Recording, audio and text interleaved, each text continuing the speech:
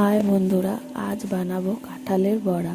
তার জন্য প্রথমেই আমি কাঁঠালের গোয়ার থেকে বীজ আর কি একটা থাকে ভেতরে, ওগুলো ছাড়িয়ে নিয়েছি। তারপর ভালো করে কাঁঠালগুলোকে ঝুড়িতে ঘষে ঘষে যেভাবে তালের রস বার করি সেভাবে কাঁঠালের রস, পাল্প যেটাই বলো, বার করে নিয়েছি। এবার বড়া বানানোর জন্য আমি নিয়ে নিয়েছি 1 বাটি কাঁঠালের রস, ছোট 1 বাটি চিনি, কারণ কাঁঠালটা খুব মিষ্টি ছিল।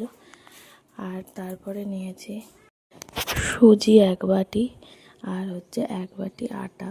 তোমরা চাইলে ময়দা নিতে পারো, কিন্তু আমরা ময়দা খাই না, তাই ময়দা নিইনি, আটা নিয়েছি। তারপর এগুলোকে ভালো করে মিক্স করে একটু 15 মিনিট মতন ঢেকে রেখেছি। তারপর কড়াইতে তেল দিয়ে ব্যাটারটাকে ভালো করে ফেটিয়ে বড়ার আকারে তেলের মধ্যে দিয়ে ভেজে ভেজে তুলে নিয়েছি। এইভাবেই বানিয়ে ফেলেছি কাঁঠালের বড়া।